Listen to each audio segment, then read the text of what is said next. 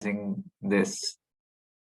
I think it's tryout season, and this is post-COVID. This is an exciting time for a lot of athletes because we finally get to play at some tournament potentially. And I think there's a lot of energy on wanting to make it to a team and playing these international tournaments. So my name is Udayan or UD. I've been coaching for 5 years now, and I recently had the opportunity to coach the U24 team that was about to go, and we had one camp, and a lot happened in one camp, and I really enjoyed it. It was a selection camp, a training camp kind of format. So I'm going to spend 5-6 minutes today just talking a bit about what happens at tryouts, what can we do pre-tryout, during tryout, and post-tryout. And to make this presentation a bit engaging, I've attempted to make a PPT, which I'm not good at. So I've got a PPT up here. And yeah, let's just jump straight in. So what usually happens at tryouts, and I'd like to demystify this a bit. I think there may be a lot of players who will be trying out for the first time. And tryouts, we're looking at 3 or 4 things, 3 or 4 main buckets, right? One is your disc skills. And what that means is, hey, are you able to break the mark consistently?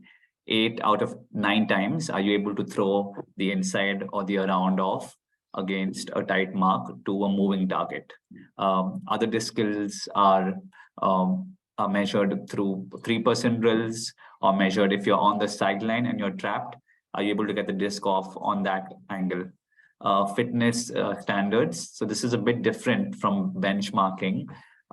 So I moved away from benchmarking towards the standard, because rather than just collecting, hey, what your scores are on certain metrics, it's important to meet a certain standard. So you will be given numbers that you have to meet, and this can include things on conditioning, on speed. So a speed could look like a 70-meter sprint or a 100-meter sprint. 40 meters sometimes has a bit more risk of human error, and the mental strength components. So there might be a longer run, and endurance isn't like the #1 priority in fitness, but hey, are you able to react to a tough situation and push yourself? Because that's how we measure determination and dedication.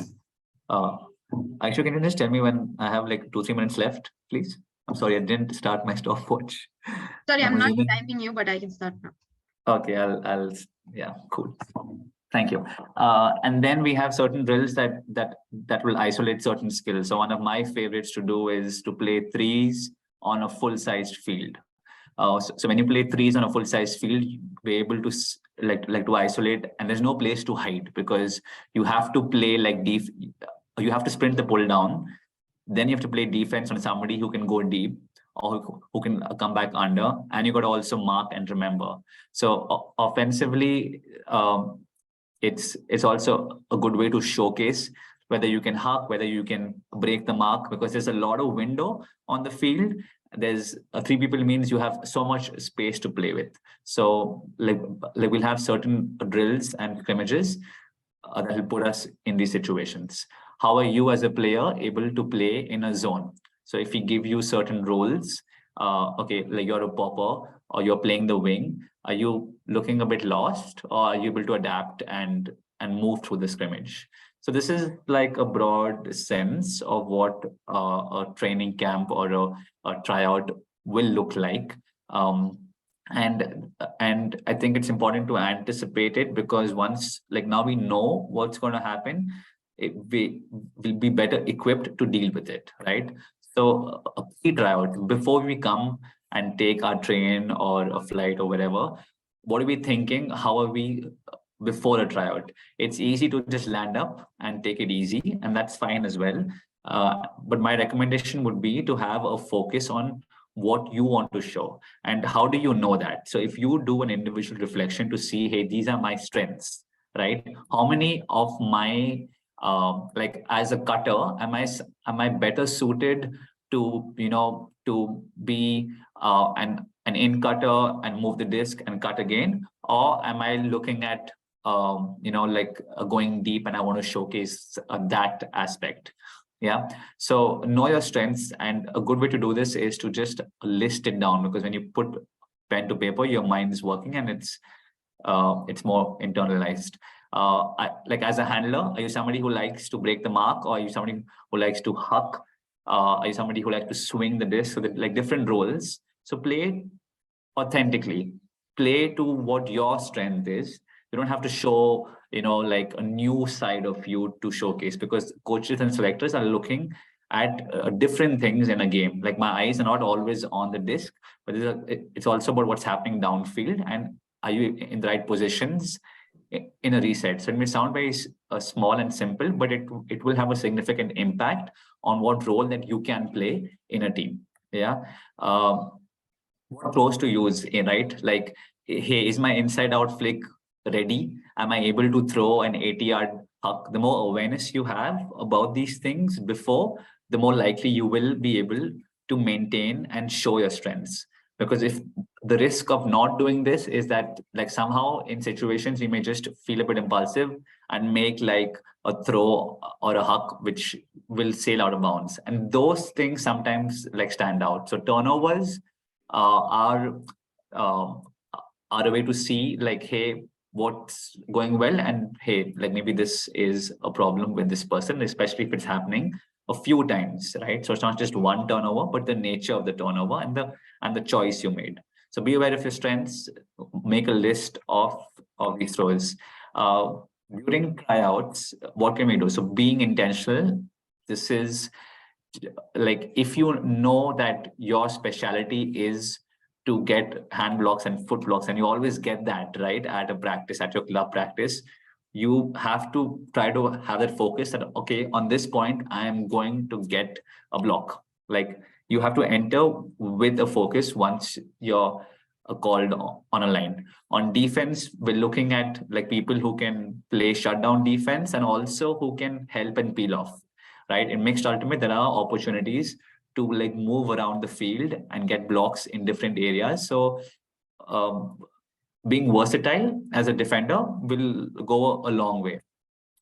Offensively, it's more about the choices you make than the execution. So somebody who is trying to force a throw through a crowded window rather than hitting an easy dump or reset will be like, hey, like, why are they making this choice, right? So am I playing like a team player, or am I just here to show, okay, I'm the boss, I have full control over this, right? So and it's a tough one to manage, because you have a limited amount of time. You're on a bunch of like of people who are new, who you don't know, and it may become a bit confusing. Hey, am I being seen?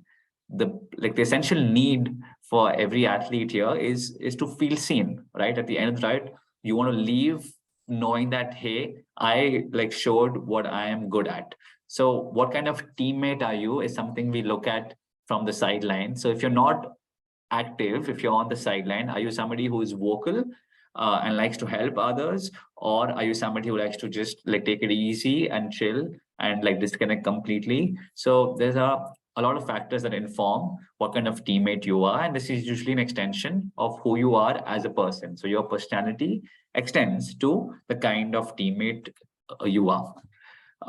Post tryout, so it's always helpful to reflect, because a tryout for a lot of people is not like the end game. It's just a marker that that it doesn't tell you who you are. It tells you where you are right now as a player.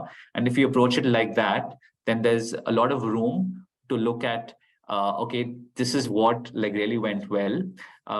And this is what I think I can do better. Because if you're more aware of the errors, then you'll be able to address them in a better way.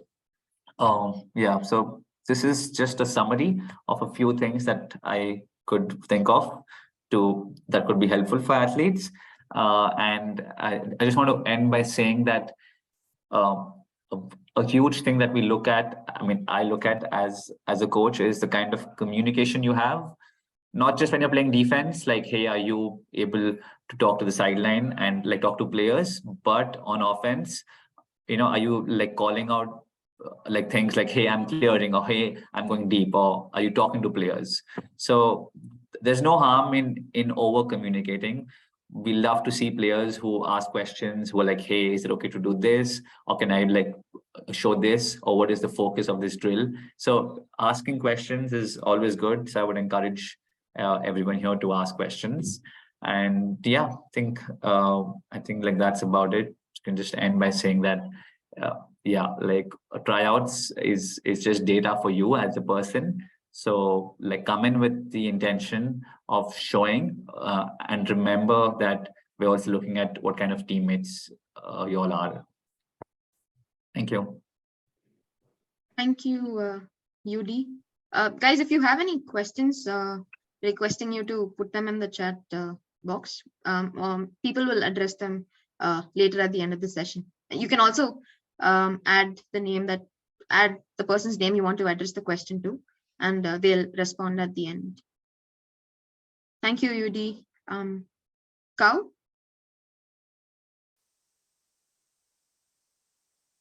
Yes, hi. Just give me a second. Hi, this is Cow. I've been playing Frisbee from 2007. I've had the opportunity to play, be an assistant coach, head coach, as well as selector for several national team campaigns. Since there are a lot of people in the audience who are probably looking for what to expect at tryouts, I've tried to keep my points from a selector point of view, like what is it that we expect, and also from a participant point of view, how you can sort of showcase your skills and give yourselves the best chance of doing well at tryouts. The first point that I would like to make is that this is not an exam. I know a lot of people at selections, you can see the nerves even as they walk in when they're playing.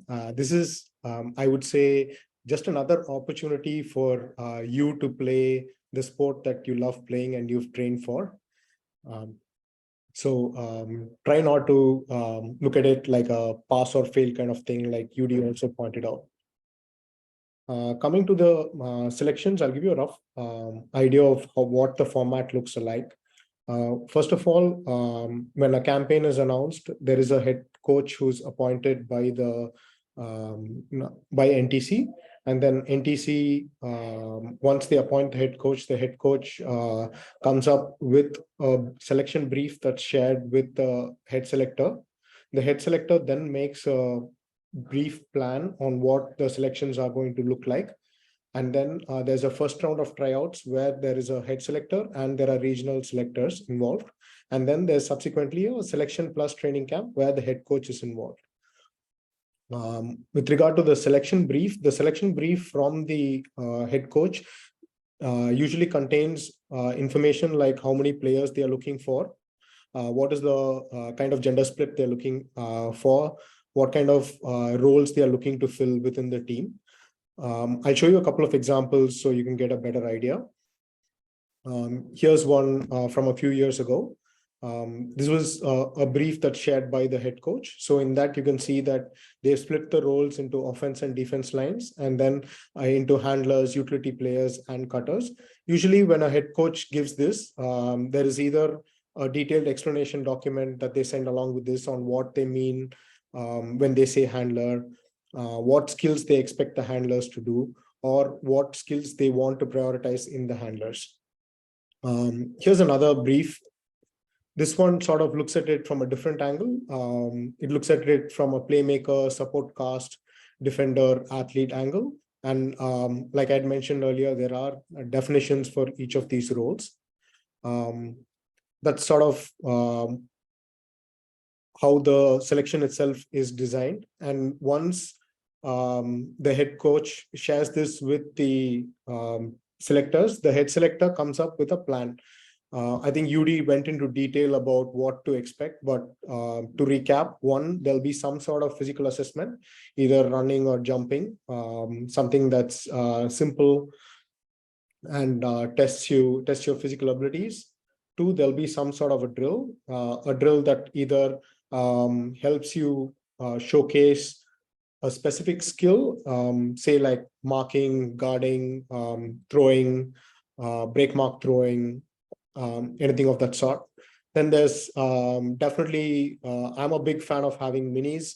Again, like UD said, minis on a like 3-on-3 on a full field, even minis on a small field is hard to hide in. You're either running, making space, making the next cut, throwing or catching. Like there's something happening all the time and you have to be involved in the game. And then we have full field games with either constraints. Say it could be single gender, it could be play only zone, it could be mark this way, force this way, any of those constraints, or a free flowing game.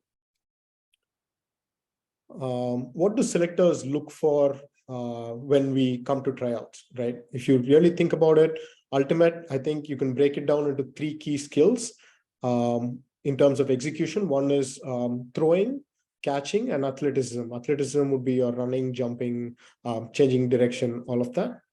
And if you look at it in terms of the phases of the game, it would be offense, defense, and transition. What are you doing when you have to switch quickly from defense to offense, or the other way around? When we say throwing, we are looking not only at like, can you complete this throw, but also looking at finer aspects such as what range of throws do you have? What is your ability to break the mark consistently?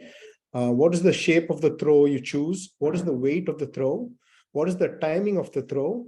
Are you able to throw people open? And we're also looking at throwing proficiency, which is like how accurate can you be over a number of throws?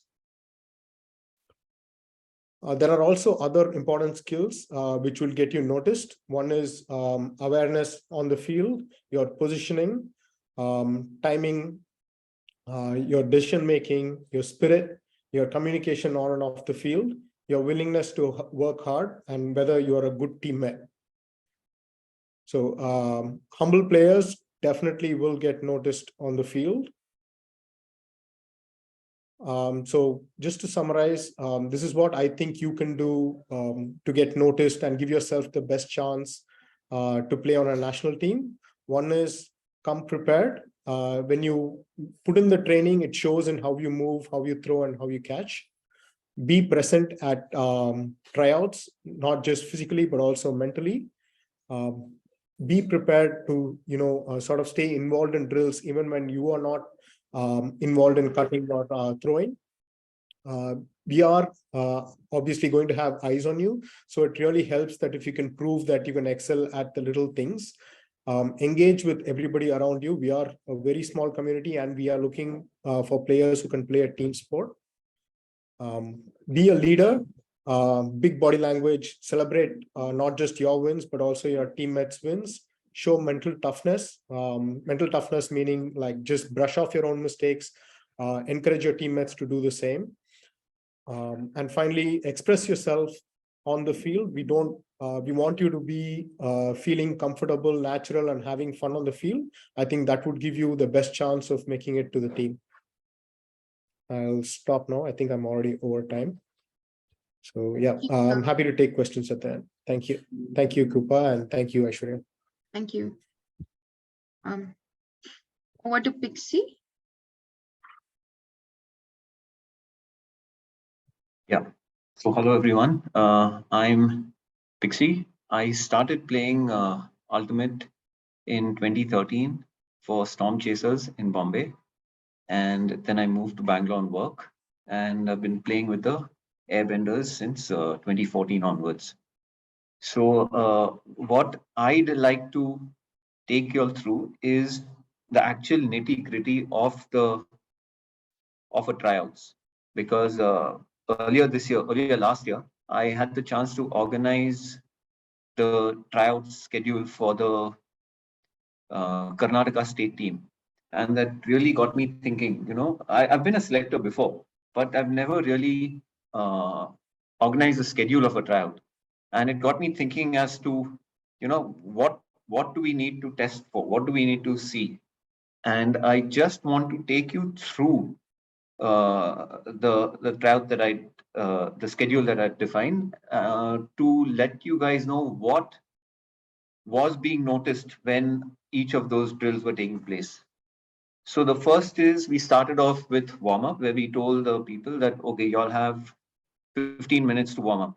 And there you get to see, who who are the people who are leading the warm up? Who are the people who are leading the groups? What are the different kinds of warm ups that people are doing? Is it structured? Is it not structured? How lightly are they taking it? How thorough is their warm up? So you get to see a lot of things just by watching people warm up.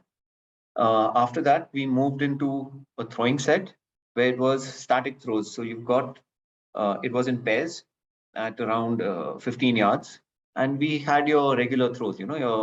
Your flat throws, your outside ins, IOs, and there's a lot of things that you can see just by observing two people throwing statically. So you get to see the shape of the throw, the pace. The instruction that I'd given them is I want the throws to be received between waist to chest at the receiver, so that level. So you see at what height the throws are reaching the receiver, at what consistency they're able to maintain those throws, the balance that they have when they lunge out and throw. That's very, very important when you're throwing. You can't get overbalanced when you're throwing. The release points that they have, is there just one release point? Are they comfortable with low throws? Are they comfortable with high releases? How comfortable are they with switching grips? When you say, okay, fake a forehand, throw a backhand, how comfortable and smooth that change of grip is. And finally, without giving any instructions, you just notice and see, say you tell them to throw forehands. Is there a slight shoulder fake before they throw forehand, or is just forehand? Are they just upright? So there's a lot of information that you can get by just watching the throwing set. After that, we moved on to the break mark drill, where there were two stacks, and you cut towards the thrower and make a slash cut. And you either take, so the instructions that were given is you either take the early IO or the late round throw. And there was the only thing that was being noticed was the from the throwers point of view, what I told them is on completions. It's not that if you throw IO, you get more points or anything like that. And there, what I was noticing was the decisions that the thrower was making. Were they forcing an IO even if the person has cut too much to the break side? How efficient are they at moving their mark? Are they pivoting excessively before making the throw? Then I was also observing, you get to see the marker, the person who's playing dismark. How agile are they with shuffling? Quite a few people who don't take that seriously, where you cannot cross over. You have to do that crab shuffle. Once you cross your legs over, you're out of balance as a marker. So you get to see that. You get to see cutting intensity. At what intensity are people cutting? Because one instruction that I gave all the cutters is you are not slowing down for the throw. You are cutting. You're supposed to cut at 100%. It's the thrower's job to see what they have and make the throw to you. So you get to see how easily they're able to stop and change direction. So there's a lot of things that these are the things that were being noticed during the break mark drill. So and after that, we switched to the square drill, where you've got stacks on four corners, and you cut one disc only, where you cut to the center and to the side, and you hit the person with a leading pass. And we did all four throws. So we did the forehands, outside ins, backhand outside ins, forehand IOs, and backhand IOs. And you get to see something that is very important in ultimate, which is your control on the weight of pass. It's a short distance, around 15 yards. And you get to see how easily people are able to make the correct weight of pass, because quite more often than not, you're throwing to someone you haven't played with before. It's a tryout, so it's new. And how quickly are you able to gauge the ability of your cutter? So it's more of a handler focused drill, but you get to see a lot with the square drill. After that, we moved to minis. We had 3v3 minis, and there were two styles of minis that I incorporated. One is your regular minis, where it's a regular field, you've got your end zones, and it's just end to end, but not make it take it. And you get to see how people are positioning themselves. Is everyone just running to the end zone? Is someone staying back for the reset? Once a pass is made, how are the other two reforming the positioning? You get to see a lot of space awareness and game sense, because unlike 7v7, there's no hiding. There is basically, if you've got the disc, there is a handler, there's a dump, and there's a cutter. There is nowhere where you can rest. So you get to see a lot. And the second type of minis that we switched to was what I call as end zone minis, where the center of the field was out of bounds. So the only space that you could play in were the two end zones. And you either score by completing 5 consecutive passes in one end zone, or a direct pass to your to the opposite end zone. And you get to see a lot of defense, how easily people switch, whether they patiently move the disc in their end zone, and only when an opportunity is there, send the disc back. It's very interesting when you play this game. And a lot of you see the intelligent players not take the hasty option, and you see quite a few players trying to make that one pass score, or trying to force 5 passes even when 5 passes isn't there. So it's a really interesting game to play. After that, we switched on to long throws, where there were 2 stacks, and one stack just goes deep and the throwing stack hits them. And the only brief that was given to them is that the throw has to be such that the cutter shouldn't have to slow down to catch the disc. So there was no distance given, there was nothing else. The only objective was the cutter shouldn't have to slow down when they catch the disc. And on this, we were seeing what distance the throwers get, the shape of the throw, and the completions, how often they were completing passes. Because again, you get to throw to people of varied physical ability. And the pass that maybe I throw to a rocket might not be a pass that I throw to cow. It might not be the same shape, it might not be the same distance. So it's really interesting to see who has those range of throws and the control over the long throws. And finally, we switched to a regular game, which is 7v7. And we gave the choice to the players. I mean, who we told them that play a role that you think you shine best in, because the selectors aren't going to tell you to, okay, I want you to play a handler, I want you to play a cutter. No, you decide when you're called on the line what role you want to play, and make sure you play it. If you find that there, due to whatever circumstance, you're not able to play a role, then you come and speak to the selector. We'll make sure that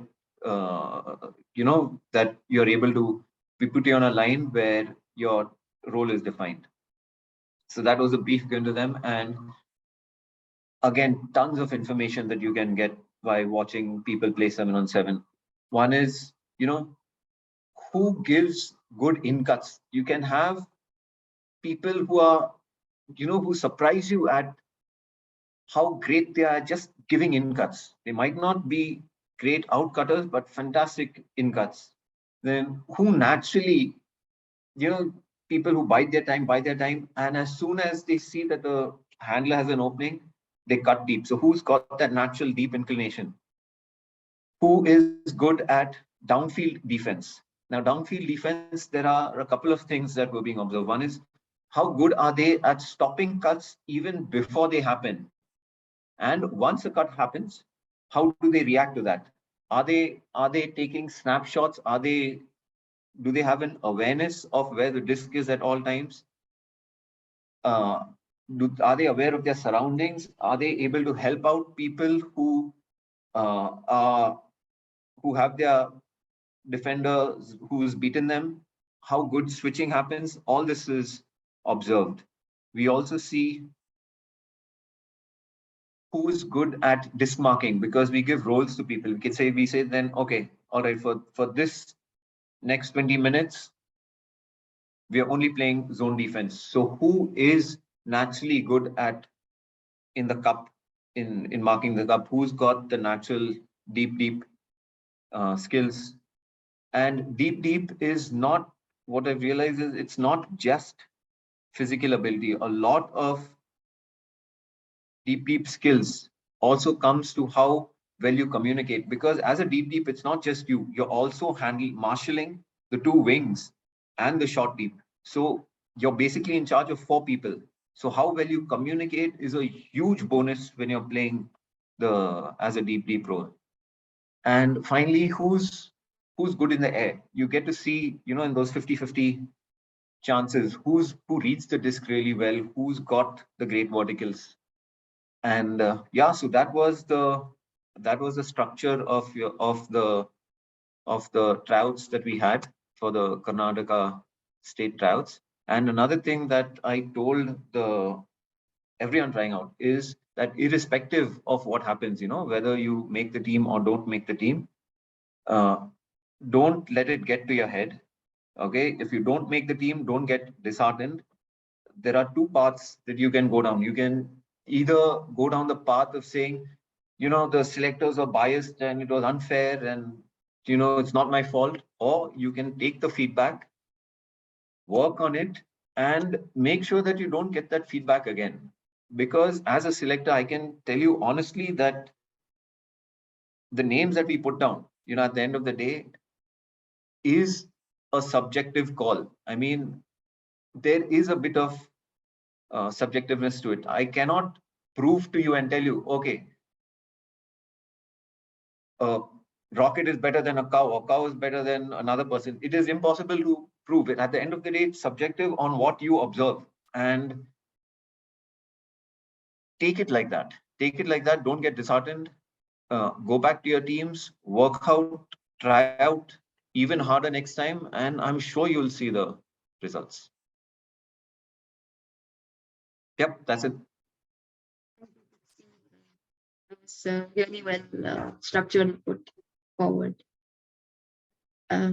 We have Sneha. Yep. Thanks, Aishwarya. Hello, everyone. I'm Sneha, and I've been playing Ultimate for 10 plus years now. I've been part of a few campaigns, Indian campaigns, and the last Karnataka one. So my insight today would be on why should an athlete try out, or why should you all try out? So anyone who is played Ultimate for a few months or weeks and who's already confident and wants to get better, wants to learn, should definitely try out, because the things that coaches just put or the selectors just put forward, we might not match 100 out of 100 criteria, right? And not all of us will anyways. But even if we think we are close to about a 70%, then we should definitely try out, because we have a greater chance to make it to the team.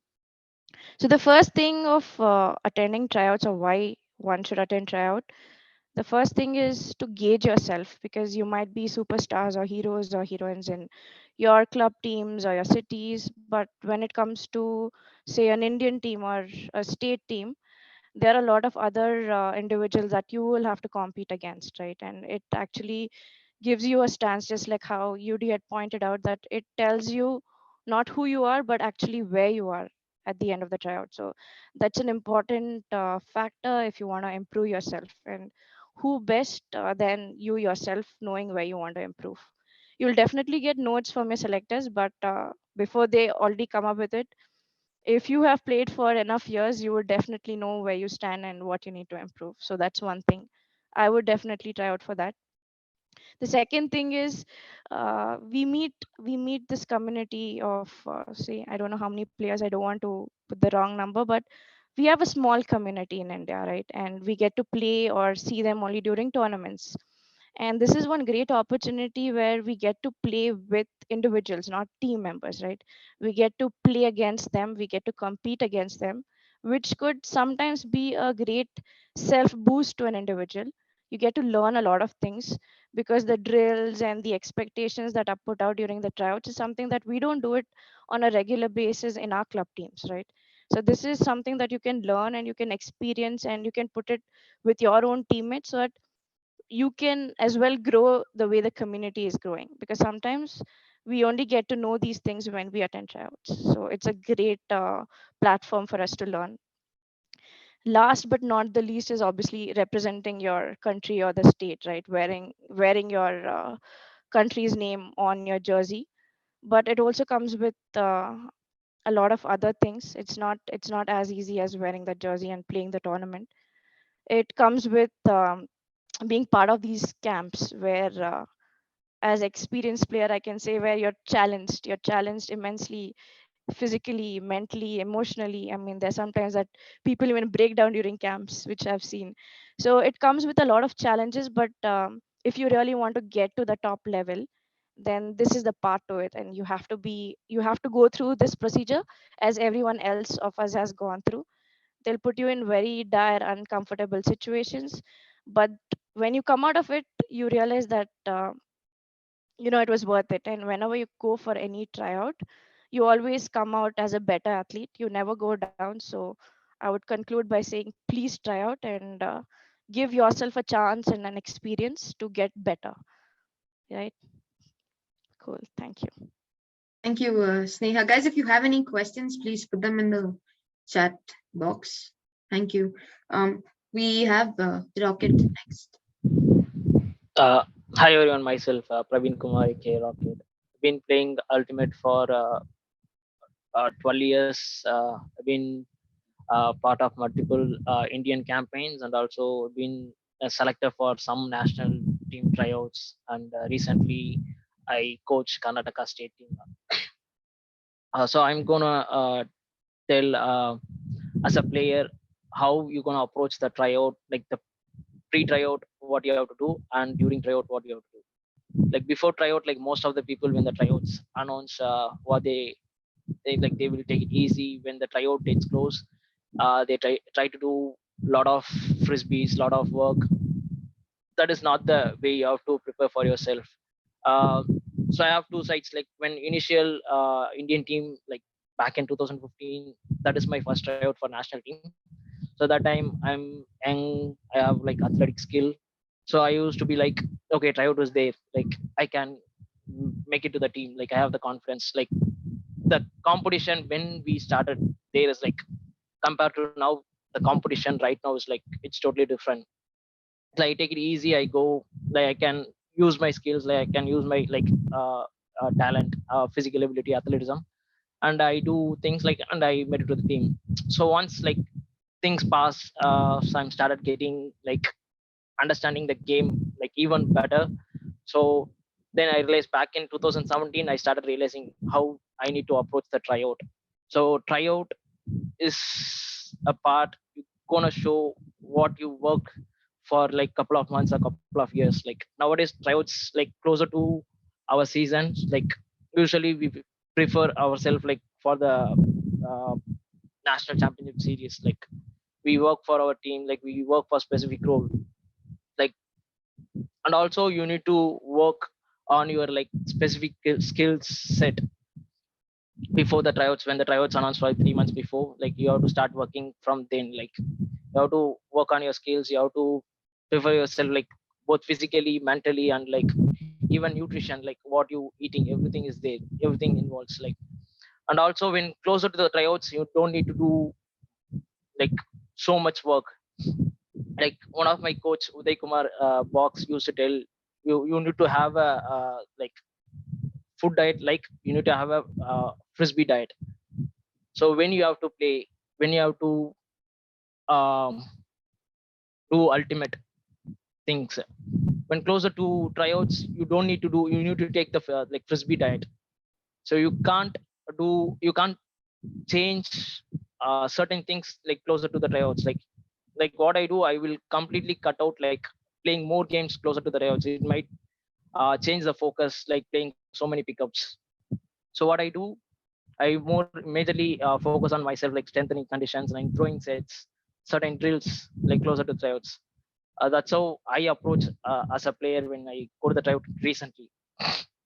But during the tryout, you have to be open, like as like UD said, Abhiana said, you have to be open. Like you can be a superstar in your club team, but when it's come to tryout, we all superstar from different club teams coming for the tryouts. So there you have to be more open um, and before going to the tryout, you have to know what are the strong points, what are the strong skills you have, what is your weakest skill. So when approaching the tryout, mostly try to show your stronger side than the weaker side.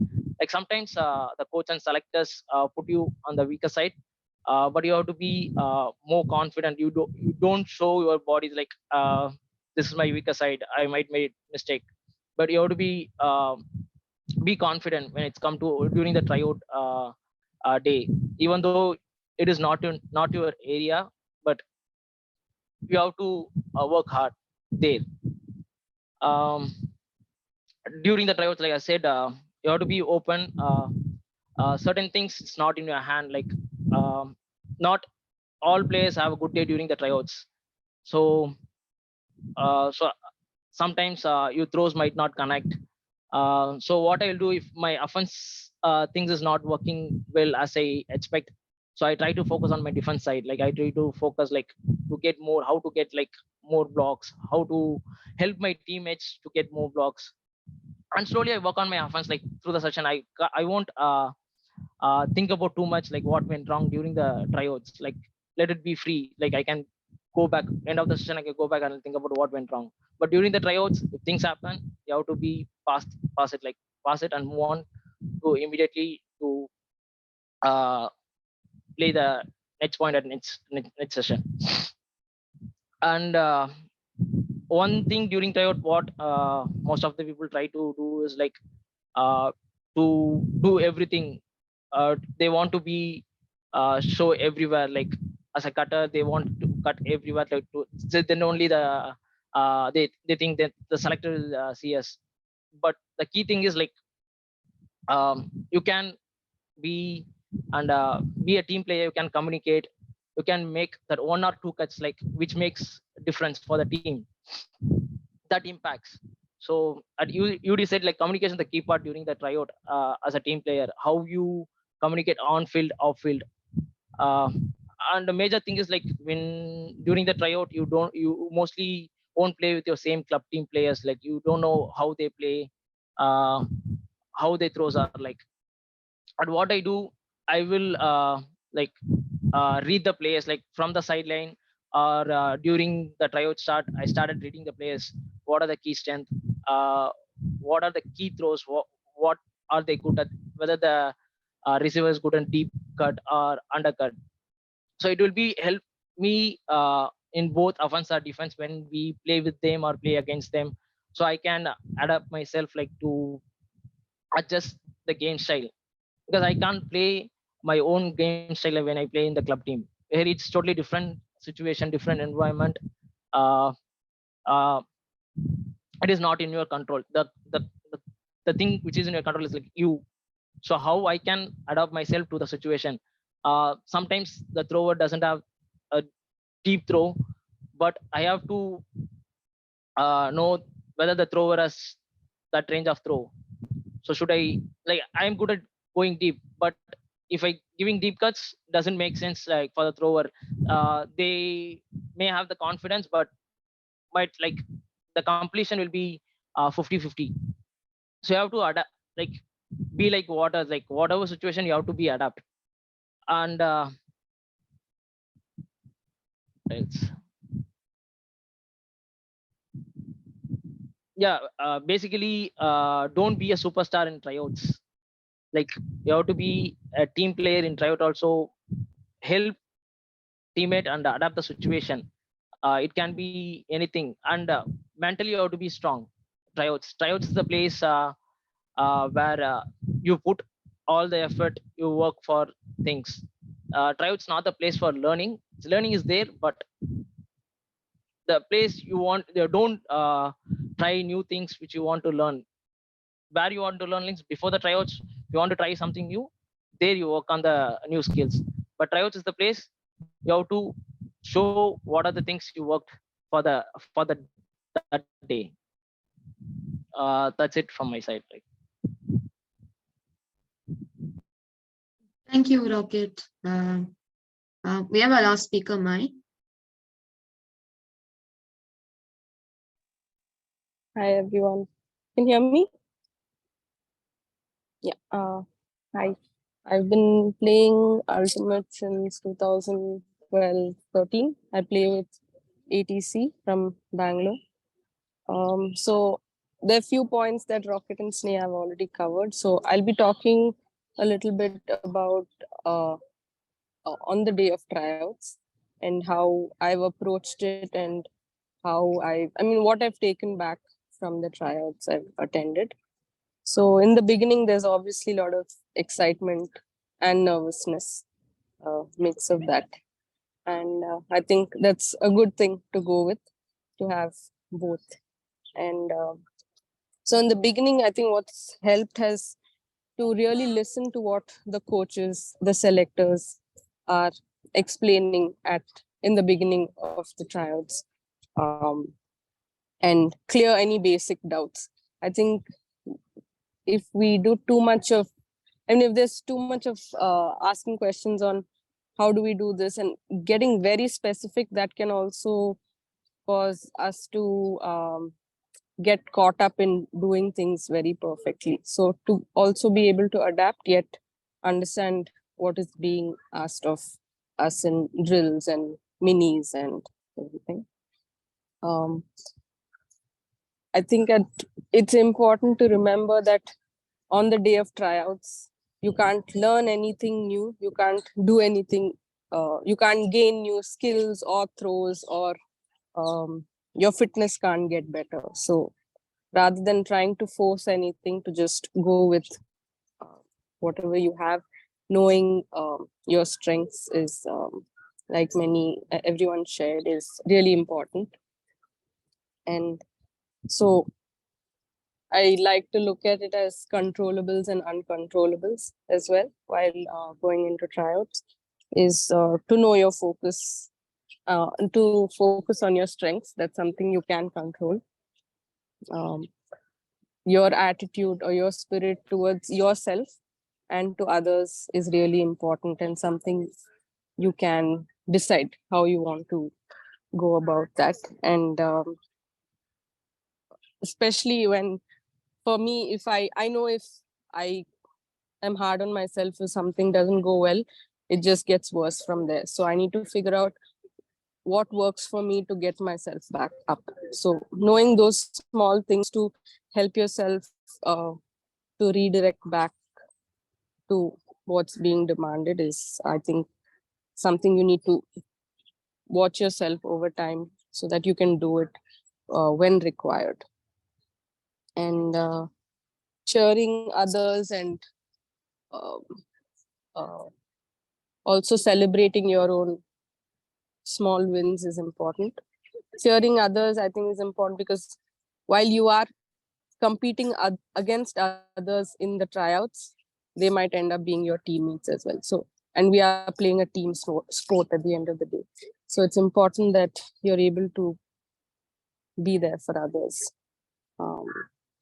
And like Rocket rightly pointed out, there are bad days, and you might just have a day in which, day of the tryouts when things don't work out. So to figure out, okay, what can I do at this point is something, again, I think that is something we should keep practicing over time. You might have a practice day when you're out of it, or you might have a tournament day when you're out of it. So to figure that out.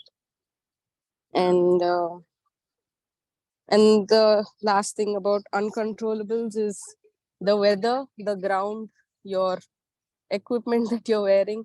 Those are things that you can't change during the day. And the weather is the same for everyone. The ground is the same for everyone. So to know that, okay, this is not something I can really control is something that helps me kind of come back to what needs to be done. Yeah, that's it. Thanks, Anshu. Thanks. Thank you, Mai. We have one question from Victor. Victor, who is the question for? Or is it just general question?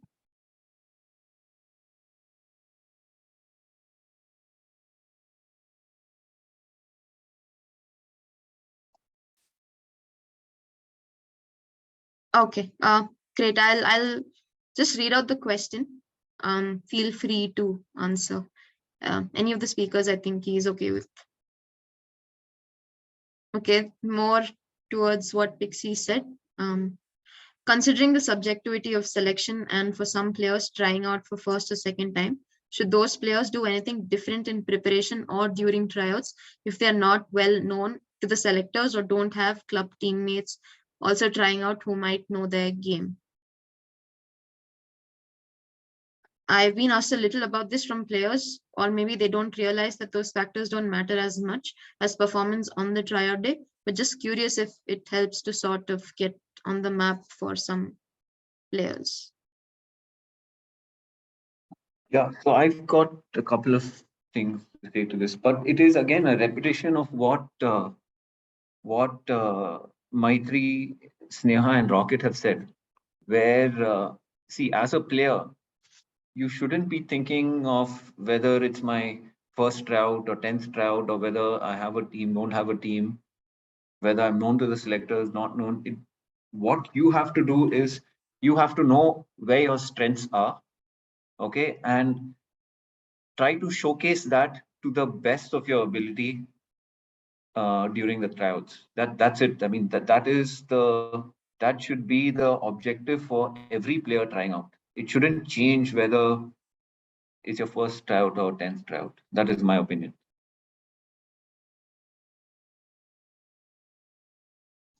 Thank you, Pixie. Victor, I hope that answers your question. If anyone else wants to add to Pixie's point.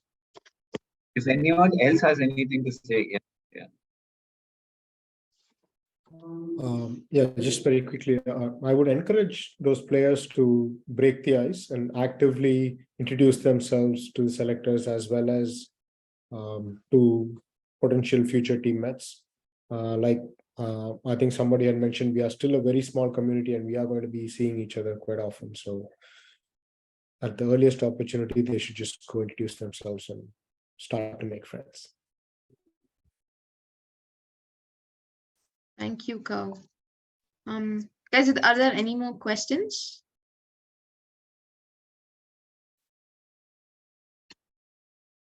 Okay. Doesn't seem to be. Okay, cool. No more questions, I guess, speakers for you. Thank you so much for joining, everyone, especially the speakers. I mean, I know I've been following up hard about this, and probably till yesterday we didn't even know if it was gonna happen, but thanks to UPAI, they were also able to spread this message on their Instagram page and help us out. Sneha? Sorry, was someone saying something? I was just helping you with the word, Aishwarya. Oh, okay, good. Thanks. Anyway, thank you guys for joining. Also, we have something lined up for the month of March as well, just giving you a heads up. We will have someone take a film study session for us, focusing more on defensive positioning. Hope to see you guys there. I'll announce the date and more details soon. And good luck for all your tryouts. Thank you. Also, if they want to ask any question later, they can reach out to through the speaker's Instagram, and they can get cleared out. Yes, all the Later if they- speakers have been tagged in the post itself. Thank you, Rocket. Thank you. We'll see you guys. Thank you. Thank Aishwarya. you. Bye. Thank you. Bye-bye. Thanks. Bye. Thank you. Thank you. Bye. Bye-bye.